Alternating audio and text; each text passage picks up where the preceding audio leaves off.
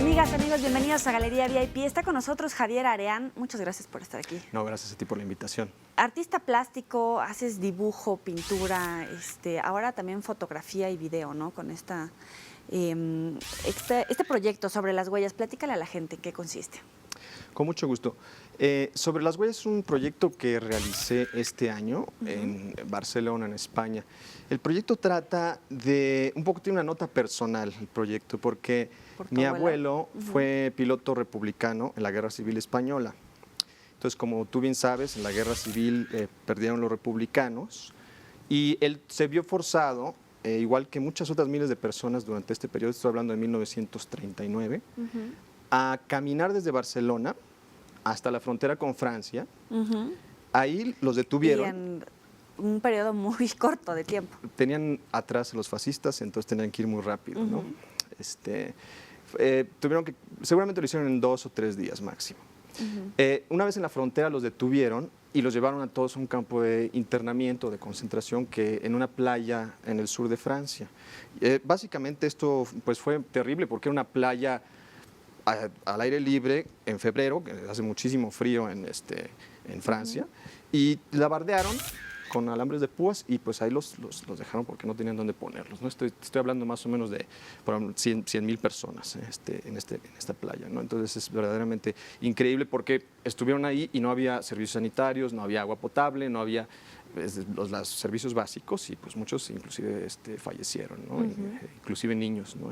Entonces fue una verdadera tragedia. Mi abuelo estuvo en ese campo de concentración y pudo sobrevivir, pudo salir, se juntó con su familia en África, que los había mandado antes allá, a su esposa y sus 3 hijos, y eventualmente después de 2 años vino aquí a México. ¿Tu papá ahí?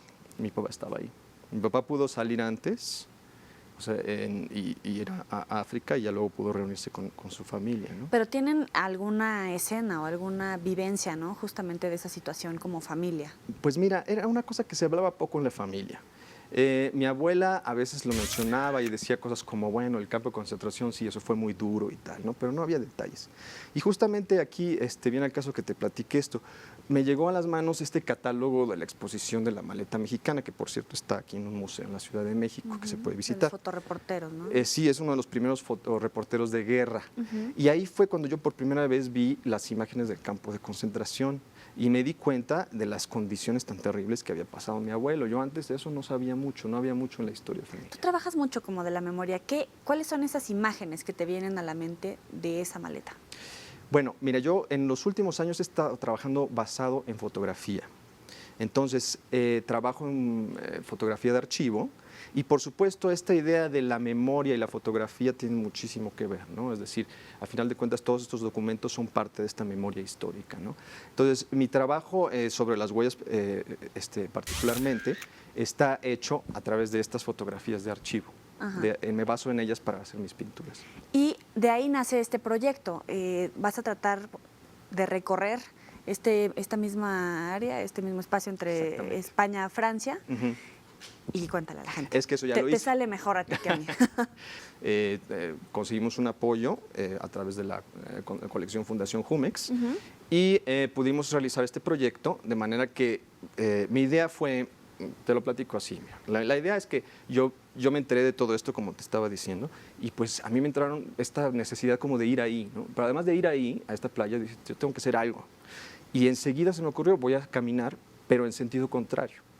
Ellos salieron de España hacia Francia, yo voy a caminar desde Francia a España como un acto de reivindicación de su memoria, de la memoria de mi abuelo y de todas estas personas que lucharon por la democracia y que muchos de ellos nunca volvieron a su país, como fue el caso de mi abuelo, que ya llegó aquí a México y nunca más volvió. Fotografías, video, la arena tiene ahí como su historia, ¿no? Sí, sí, sí.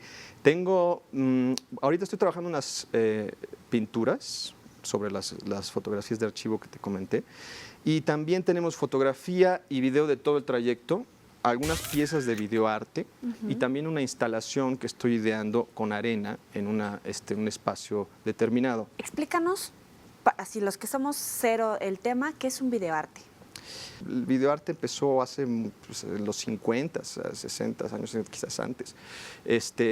Y normalmente no tenía un hilo conductor narrativo. el videoarte. Pero hoy en día hay muchos videoartistas que hacen piezas que sí tienen hilos conductores narrativos y que inclusive parecen como películas pequeñas, con producciones también muy grandes, ¿no? Entonces, se ha ampliado mucho el género de lo que es videoarte y entonces ya de pronto, ¿cuál es la frontera entre un cortometraje y una pieza de videoarte? Es difícil decir exactamente dónde está, ¿no? Pero en mi caso, por ejemplo, si te lo platico para que quizás ayude a ilustrar, yo durante el recorrido estuve también tomando, había poco tiempo para frenar y hacer tomas y tal, entonces lo que yo hacía era con mi iPhone ir tomando mi sombra. Y luego estas sombras las editamos e hicimos una pieza en la que se ven dos sombras, una que va y otra que viene, y que de alguna forma es un poco esta remembranza del que va y el que regresa, que fue un poco la historia personal de mi abuelo y la mía, ¿no? Y esto se proyecta en el suelo, en una cama de arena, y entonces da la sensación de esta sombra que está pasando y regresando a la vez, ¿no? Y tiene un loop, es decir, se va repitiendo todo el tiempo. Entonces, no hay una narrativa como tal, es una cosa un poco contemplativa, ¿no? En la que puedes tú entrar y ver y salir, no tiene un comienzo ni un fin. También eso es a veces característico del videoarte, ¿no? ¿Y la instalación? La instalación va por los mismos, más o menos las mismas líneas. Yo lo que quiero hacer es encontrar un cuarto en el espacio donde se vaya a presentar esta exposición, que todavía estamos viendo dónde va a ser, y en un espacio determinado llenarlo de arena. Porque, bueno, la arena era un elemento muy importante en esta historia del campo de concentración, porque, como te conté, estaban ahí, no habían barracas, no había nada, entonces era omnipresente, estaba en todas partes, estaba en la comida, estaba cuando se limpiaban, estaba cuando dormían, estaba por todas partes la arena, ¿no? Entonces, inclusive parece ser que se desarrolló una especie de psicosis de la arena, ¿no? Que la llamaron arenitis, y la gente pues, que enloquecía y que cosas, digamos, muy graves, ¿no? Entonces, la arena es un elemento, digamos, para mí importante y expresivo que quiero usar. Entonces quería llenar este cuarto de arena. Idealmente yo es que lo que pasa es que es como lista de Santa Claus, ¿no? Se podría Sí, hacer muy largo, ¿no? Ajá. Exacto, pero idealmente sería arena de ese mismo lugar. Claro que es difícil hacer el transporte, Sí, los te va a salir permisos, un poco caro. todo eso es caro, ¿no? Pero bueno, un cuarto lleno de arena bajo la temperatura, a unos sobre 10 grados más o menos, y de manera que el espectador entra ahí, quizás que tenga que entrar descalzo, por ejemplo, y sentir esta sensación de estar en este cuarto desolado blanco con arena y a una temperatura muy baja, ¿no? Claro, con la presión de la muerte cerca y estar cavando tu propia tumba, incluso, a lo mejor sin saberlo, ¿no? Bueno, sí hay unas historias que sucedieron, son historias terribles, que hacía tanto frío que tenían que cavar en la arena para improvisar una cama, y pues muchas de estas personas no sobrevivían la noche, entonces estaban cavando su propia tumba, ¿no? Es una historia muy triste. ¿Viviste ese duelo también? Mira, tú dices en la experiencia que hice en España, de alguna forma sí, cuando fui a la playa tuve sensaciones en realidad no quería estar ahí. Yo había pensado originalmente que iba a trabajar en la playa, ahí mismo con la arena y tal, pero tenía un poco de rechazo al lugar, como que me quería ir de ahí. Y pues, ¿Pero sentimental? Sí, no, el lugar me parecía desagradable, no quería estar ahí. ¿Qué hay una plaquita o qué? Ahí sí, hay un monumento muy pequeñito, ¿no? Y una placa muy pequeñita también. Y también hay un lugar que se llama el Cementerio de los Españoles, donde hay un pequeño obelisco donde están los nombres de varios personas que murieron, y también un pequeño árbol que es el árbol de los niños, dedicado a los más de 40 niños que murieron de menos de 10 años. Entonces, lo que yo hice, uno de los momentos creo que más especiales de todo esto fue cuando crucé la frontera. Porque aparte crucé exactamente en el mismo lugar donde cruzó mi abuelo, que se llama Portbou, en la costa litoral de Cataluña. Y fue uno de los momentos más emocionantes, yo diría, porque era de verdad una especie de símbolo, de signo de regresar, y estaba lleno de significado todo eso. ¿Y cómo transformas todos estos recuerdos, el sentimiento, cómo te gustaría que fuera en arte? Bueno, eso es el proceso que estoy haciendo ahora. Es decir, cómo hago, digamos, paso la experiencia, tengo toda esta información, y luego qué hago con toda esta información y cómo la convierto en un producto, ¿no? O sea, tú tienes tus cuadernillos, ¿no? Hasta sí. donde sé, escribes diario ahí. Sí. Por lo menos 3 hojitas. Sí. De ahí a que termine en ese resultado que habías proyectado en un principio, no necesariamente es así, ¿no? Puede ir cambiando. ¿Cómo es ese proceso? O sea, tú dices desde que escribí, desde que se me ocurrió la idea en papel hasta que la hice, o ya desde que hice la... No, desde que hiciste la idea, ya ahorita que fuiste, ya tienes la mitad del trabajo hecho. Sí. ¿En qué va a terminar? Bueno, lo que pasa es que también, además de la parte escrita y de algunos diarios que estuve escribiendo durante el recorrido, pues tengo las fotos, tengo los videos y tengo el material de archivo. Entonces, a mí se me van ocurriendo las ideas como la que acabo de platicar del cuarto. Esa es una idea que es muy clara y que se me va ocurriendo a partir de, digamos, esta experiencia. De alguna forma es primero tener la experiencia y luego ver qué se hace con esa experiencia y cómo lo llevas a un producto. Ahora, para esto estoy en un punto en que estoy trabajando con curadores, con gente que viene a mi estudio, con lo cual el curador llega al estudio, ve lo que estoy haciendo y platicamos sobre esto y de alguna forma se crea un trabajo colaborativo, ¿no? Entonces me dice, esto está bien, podrías hacerle así, podrías hacerle así, esto mejor lo descartamos y quiero que esta persona me ayude eventualmente, digamos, a construir la exposición entera. ¿Cómo valoras el éxito o la huella que puede dejar un trabajo de este tipo, que se llama Sobre las huellas, ¿no? Pues mira, yo espero que también depende mucho de la forma en que se presente y la difusión que tenga y lo que la gente lo vea. Yo espero que pueda ser una forma de que la gente mire también hacia esta parte de la historia, hacia el pasado, hacia la memoria histórica y de alguna forma despertar también esa forma de entender lo que pasó en el pasado y lo que significa eso para el presente, ¿no? Yo creo que eso es importante no solo para España, sino para México también. ¿Cómo fue tu formación artística desde niño? Bueno, mi mamá fue pintora amateur, entonces ella me llevaba a sus clases de pintura y me dejaba pintar y bueno, desde muy chiquito pues me dejaba usar sus óleos y tal, ¿no? Y me quería meter a clases, pero yo no quería porque no me gustaba el método, creo. Yo era más, me gustaba mi manera de hacer las cosas, no quería que nadie me dijera cómo hacerlo, ¿sabes? Y pues por ahí un poco, ¿no? También, yo creo que y a partir de eso, pues ya poco a poco se va dando, ¿no? ¿Fue antes el dibujo, la pintura? ¿Qué fue? Bueno, mi mamá conserva los dibujos que hacía cuando tenía, ya sabes, 2, 3 años, se agarraba hice esto. Sí, hay unos garabatos, pero esos son dibujo, ¿no? Entonces supongo que todos empezamos por el dibujo de alguna forma. ¿No? ¿Y cómo has desarrollado esta técnica de la pintura? Ajá. Bueno, llevo más de 10 años pintando, entonces es un proceso largo que requiere pues mucha experiencia, requiere ver mucho, observar mucho, porque yo viví en Nueva York 8 años y iba mucho al museo, iba mucho al Metropolitan Museum y ahí pues era mi segunda escuela, ¿no? Ahí estaba viendo las pinturas de los grandes maestros, de los modernos y también veo mucho pintura contemporánea alemana, por ejemplo, me interesa mucho la escuela de Leipzig,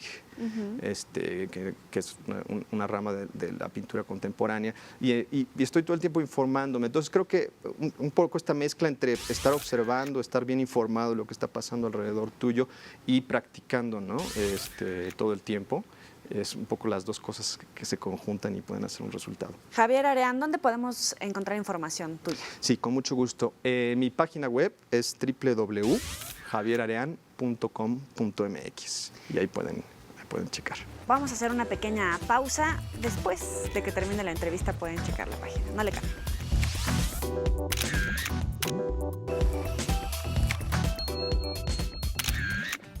La idea de que la cultura no es nada más una cuestión, digamos, cosmética o folclórica o de entretenimiento.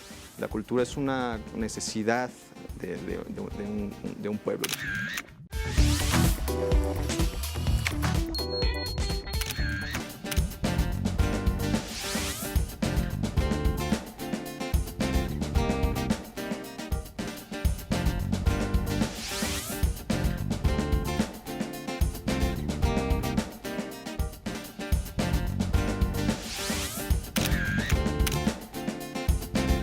Gracias por seguir con nosotros en Galería VIP. Javier Areán, cuéntanos, antes de esto trabajaste en una serie de coches, son autos antiguos, algunos accidentes, choques y toda esta idea de los años 50 más o menos, ¿no? Exactamente. Como bien decías hace rato, yo escribo mucho en todas las mañanas, pues las ideas que tengo, que me vienen saliendo, ¿no? Entonces llegó un momento en que una vez escribí choques, investiga o algo así, ¿no? Entonces fui a buscar material visual. Pero ¿cómo? O sea, estabas dormido y dijiste, la palabra de mi siguiente colección es choques. Haz de cuenta que yo cuando escribo, lo mismo puedo estar escribiendo cosas que me sucedieron, que de pronto salgo con ideas y las voy poniendo todas. O sea, Es como escritura automática. Es diario, tal cual. Trato que sea diario, sí. Hay temporadas en que sí ha sido muy, muy disciplinado diariamente y otras que no tanto cuando tengo otras cosas que hacer. ¿Le haces dibujitos, recortes o nada más? Escribo y lleno las páginas así claramente todas. Ajá. Sí, hasta que acabo. Okay. Sin ningún dibujito. Pusiste coches.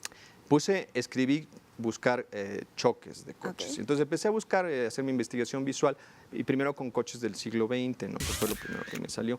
Y me di cuenta que eso no era lo que quería. Quería que hubiera como una distancia entre el espectador y mi trabajo y esta idea, de manera que no fuera tan violento y tan inmediato el resultado. Que hubiera como ese espacio del tiempo que te dejara poderlo contemplar de otra manera, no de esa manera tan violenta e inmediata, ¿no?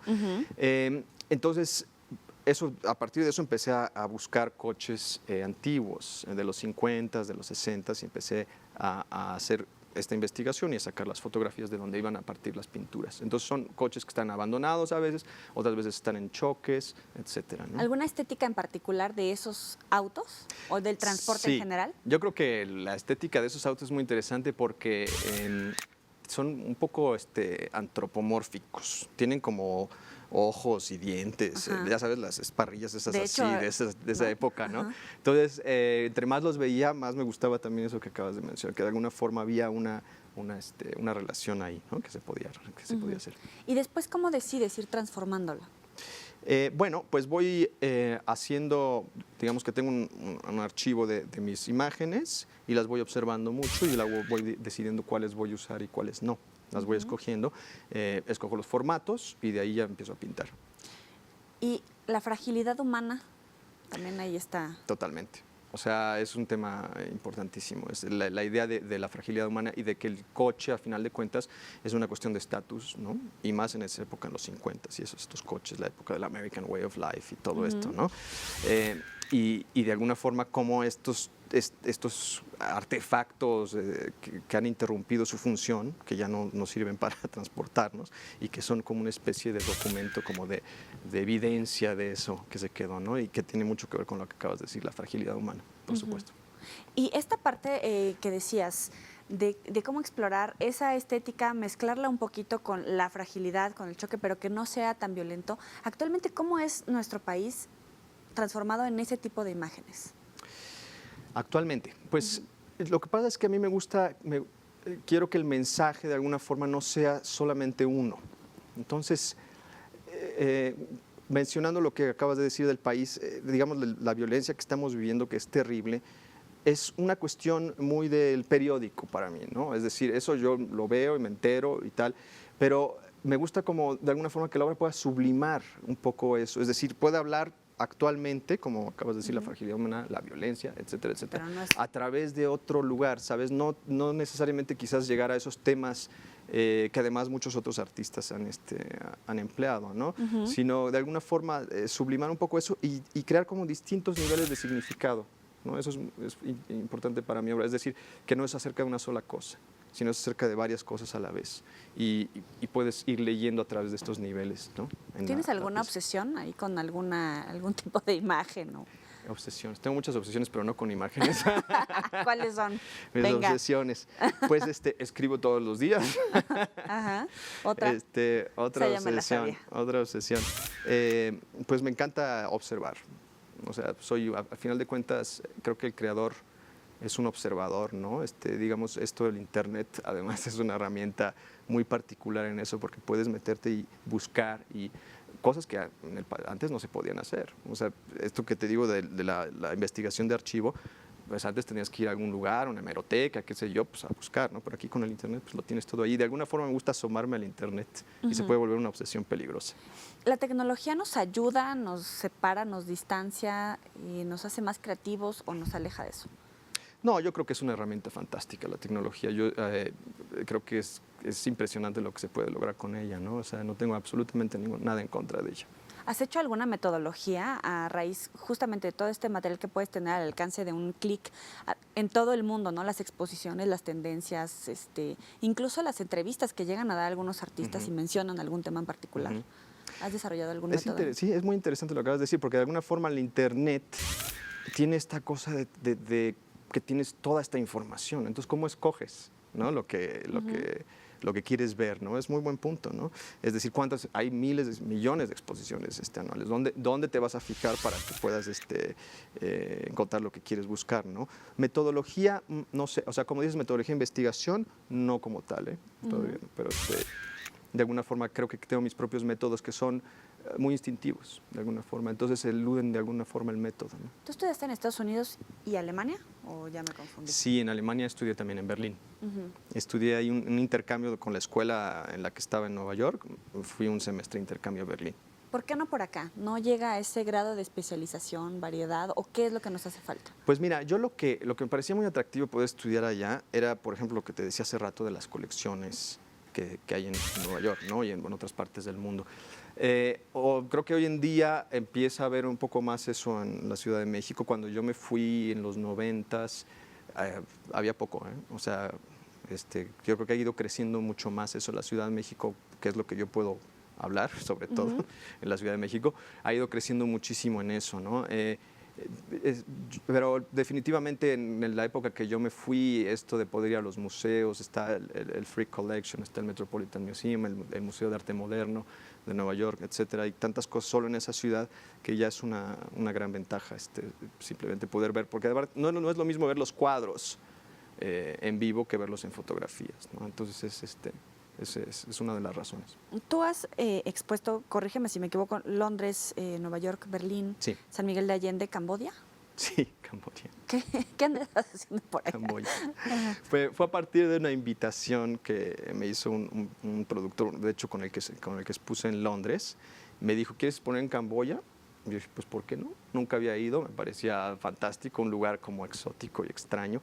Y ya a partir de entonces he ido 2 veces, con el proyecto de la exposición y con otro proyecto en el cual llevamos una prensa de grabado, que fue la primera prensa de grabado en 50 años en el país. Entonces la pusimos en la Escuela de Bellas Artes allá. Es un país muy, muy pobre, es muy, muy pobre, es de los más pobres que hay en el mundo. Entonces esto fue pues muy especial y he como empezado a tener una relación particular con Camboya de mucho cariño. ¿Cómo eliges qué exhibir, por ejemplo, para países que tienen literal en la sangre disposición por el arte y a otros que ni siquiera tienen tiempo o recursos para destinárselos al arte? Yo exhibo mi obra independientemente digamos, del criterio del público, es decir, no estoy necesariamente buscando que la obra compagine con un cierto público. Yo tengo, digamos, mi discurso y mi discurso lo mando a donde sea que tenga que ir, ¿no? No hay distinción ahí de públicos en ese sentido. Es decir, lo mismo expondría yo en Camboya que en Londres, que en París. No hay ¿Y cómo ninguna abrir diferencia. más espacios? O no sé si ya encuentres suficientes espacios, por ejemplo, para que haya más gente que se acerca al arte. A lo mejor no necesariamente ir a una galería. Ahora hay espacios públicos, ¿no? En espacios abiertos, diferentes exposiciones. Pero hace falta más la promoción del arte en las calles. ¿O cómo hacer que tanto haya más espacios para los artistas como más gente se acerque? Pues México es un país que yo, en mi experiencia, creo que visita mucho la gente exposiciones. Cuando se les hace la promoción adecuada y la difusión adecuada, yo diría que es una de las artes que más éxito tienen en el país. En los grandes museos de la Ciudad de México tenemos cifras muy altas de gente que va a visitarlas, ¿no? Yo creo que también es una cuestión de difusión, como siempre, de poder dar que se abran los canales de difusión necesarios para que la gente vaya a verlos, porque la oferta está allá afuera, hay muchísimos museos, como dices, aparte de las galerías, hay muchísimos lugares públicos donde se puede ver el arte y es cuestión nada más de darle mayor difusión y de darle mayor atención a la cultura. Y creo que eso es un tema que a mí me concierne mucho. He hablado como en muchos lugares, muchos foros acerca de esto, la idea de que la cultura no es nada más una cuestión, digamos, cosmética o folclórica o de entretenimiento. La cultura es una necesidad de un pueblo, de un país, y además es un activo, puedes llegar a ser un activo en la economía de un país. Y estos dos aspectos de la cultura creo que tienen que ser revisados. Tienen que ser revisados en parte, digamos, la necesidad de expresar la cultura y por otra parte la posibilidad de que se vuelva un activo real en la economía. Oye, vamos a la sección de los 7 pecados. Te voy diciendo cada uno. ¿Cuánto tiempo tengo para responder? Es así. ¿Tiene que ser Lo primero rapidísimo? que se te venga a la mente. No se vale calcular ni corregir. Está bien. Te voy diciendo cada uno.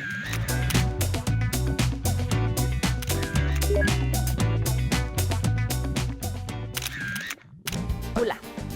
Gula, comida. ¿Cuál? Tailandesa. Lujuria. Lujuria, oportunidad. Pereza.